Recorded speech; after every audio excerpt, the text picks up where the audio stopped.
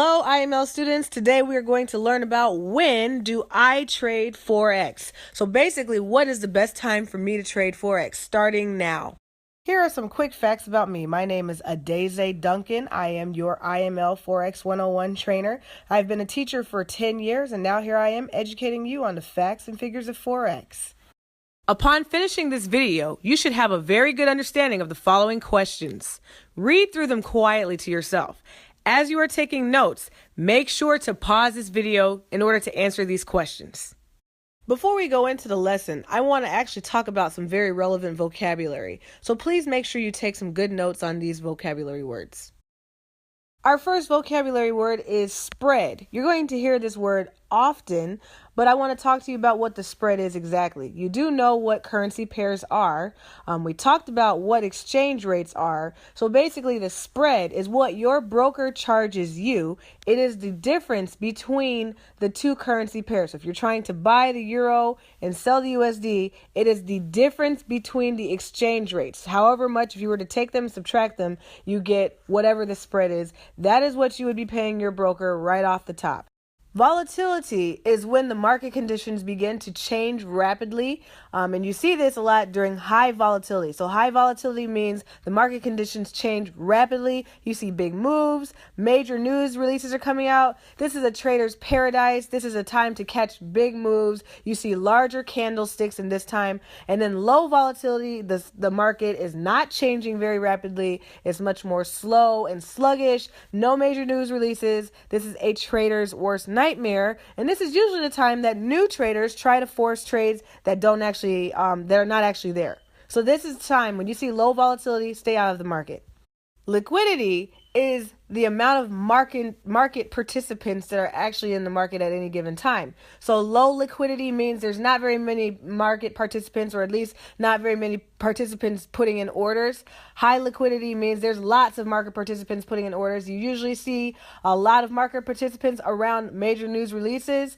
That's because there's a lot of people wanting to take advantage of what's occurring in the market. It is the worst time to trade when there is low liquidity. It is the best time to trade at high liquidity. So high news releases. Whether you look at the news or not, it's good to know at least when major events are going to occur so that you can set up and be ready for it. Volume is the size of the orders that are being put in by the market participants. So it really pertains to specific currencies. So if you are doing a high volume trade, that means you are purchasing a lot of a specific currency. So major market participants are doing major purchases in specific currencies. So some currency pairs are going to have higher volumes, and you'll see that depending on the session that you're trading in. I'll talk about that more as we go further. Low volume, not very many orders happening. You see this around holiday times, the end of the London session, the beginning of the Sydney session. Very low volume, not very many orders taking place. So now back to the Forex trading sessions. When is the best time to trade? Well, first, there are actually 4 main Forex trading sessions. Yes, there are smaller ones that are within each of these, but we're going to talk about the 4. So these are the 4 right here. Go ahead, take a look at it, screenshot it, take some notes on it. We'll talk about them each. Starting with the Sydney session, this is where the trading day officially begins in the Forex market. It is the smallest and most commonest of all of the markets. The major pairs that you will see in this one is the AUD, Australian, and the New Zealand dollar, NZD pairs. Those are going to be the ones that you see the initial movement. Those are going to be the ones that you start seeing more higher volume trades taking place because that particular economy is open. But it is a very slow market. You see the times listed on the screen. However, it could be different depending on where you are. So at the end of this slide, you will actually see, you'll have a way of going and finding out what time it opens for you. But right now, those are listed in Eastern time. This is not really the market to be looking for major moves, not at all. This is the market that you should be kind of studying what happened in the New York session and getting ready to set up for the new trading session. Because like I said, this is where the session officially begins with Forex trading in the Sydney session. So the Sydney session is now followed by the Tokyo session. This is the second session in the forex trading. In the world of forex, it is the second one to open. It is the third largest forex trading center in the world. Obviously, the yen is going to be the most traded currency during that time, and it is the third most currency traded in all of forex. It sees about 6% of forex transactions, so that means it's going to be a lot of high volume trades taking place with the yen pair. Also, it is part of the Asian session. Okay, let's get it out. The Asian session. You will usually see Sydney session, Tokyo, or you might just see Asian session. The Asian makes up both the Sydney and the Tokyo. This is also a very low liquid and low volume. You're going to see higher spreads in this one, same as you would see high spreads in the Sydney session. Why? Because there's not very many market participants out there trying to trade. So again, even though the Japanese market is open, overall, all around the world, not very many market participants are trading heavily on the yen pairs. So this is not a time to be looking for magnificent setups. Yes, you can get some nice trades out of the market, but it's not the time to be looking at magnificent setups, and you will be paying higher in the spreads. Now we have the biggest trading session of all of Forex, the London session. It is the third official session as in order of how they go, but it is the biggest, most largest session to trade in. The pairs that are going to be affected are the pound, the euro, and the Swiss franc. Also, this has historically been the center of trading. Europe has always been the center of trading. 34% of all Forex transactions take place here. So you're going to be seeing very high liquidity, high volume trades taking place, much lower spreads. Why? Because it's not going to be very hard for your broker to arrange a trade for you. You're going to see major news releases taking place during this time. All eyes are going to be on these pairs along with whatever they are, matched up with, such as the pound and the dollar, or the pound and the yen. So this is a time to be looking for magnificent trade setups. This is not a time to be planning out. You should have been planning all of that out during the Tokyo and the Sydney session. This is a time to be watching and waiting for your setups to be ready to go. Followed by the London session, we have the New York session, which is also the other biggest trading session of all of Forex. It is the fourth and final. It marks the end of the Forex trading day. Even though Forex runs 24 hours a day, 7 days a week, this is the end of the cycle, and then we go back to the Sydney after this.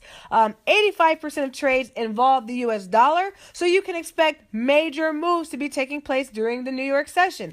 Major news releases are also occurring around the start of the New York trading session, and the pairs that are going to be drastically affected, you're going to see major volatility, are going to be the USD, the Canadian pairs. Those are going to be the ones that are going to be moving a lot. High volatility, low spreads during this time, high volume trades taking place. Like I said, 85% of the trades involve the US dollar. All right. And then it actually slows down after about 12 p.m. But this session, and I'm talking Eastern time, it actually opens at 8 a.m. and goes till 5 p.m. Eastern time.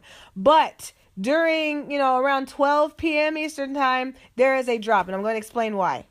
So when actually is the best time to trade? I've talked about all of the 4 different trading sessions. When is the actual best time to trade? The absolute best time to trade is going to be during the session overlaps. There are 2 major overlaps that you want to look at. It's going to be the London session and the New York session. That is by far the best overlap. It is the most liquid. You're going to have crazy amount of news coming out. You're going to have news for the US coming out. You're going to have news for all Europe pairs, all London pairs, all of those types of pairs are going to be coming out. So a lot of news releases which cause the market to move. Also, then you've got the London and the Tokyo overlap. That's also very good overlap. But again, I want to stress that London, New York is the best. Not saying that you can't make any money in any of the other sessions. During the Sydney and the Tokyo session overlap, that's really not a good time to be trying to just look for major moves. Yes, you can still trade, but you're not going to be getting major moves during that time. You can see very clearly on this picture, you can see the London and the New York overlap. You can see the Tokyo and the London overlap. Now, there is a Sydney and Tokyo session overlap, but really, honestly, guys, they really just lump Tokyo and Sydney together and call it the Asian session, and that is a very mild, calm session. Not very large news releases are taking place. That is not a time to be looking for power moves. That is a time to be looking at your next trade setup possibilities, or even reviewing how your trading day went. That's a good time to be doing that. Not a time to be looking for major moves. Yes, you can still trade, but you want to be very realistic. That is a time to stay out of the market.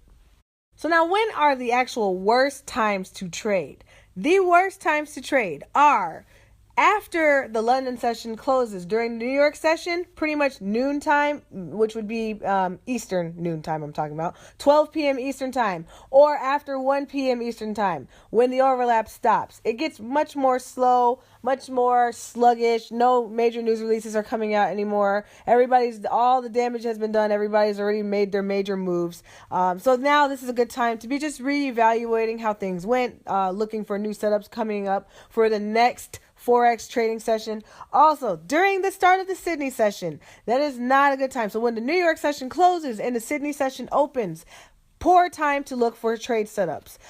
This goes all the way through to the beginning of the Tokyo session. So pretty much the entire Asian session is really just not a great time to be looking for major moves. And then when there's no overlaps at all, you can just count that out.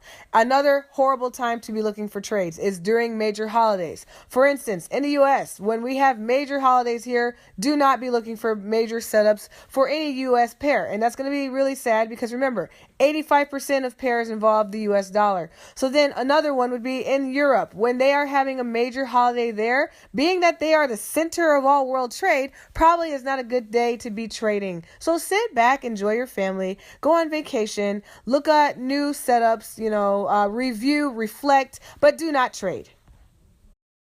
Here is an example of what I'm talking about and why it is not a good time to trade. So another vocab term that I wanted to throw in there would be the word consolidation.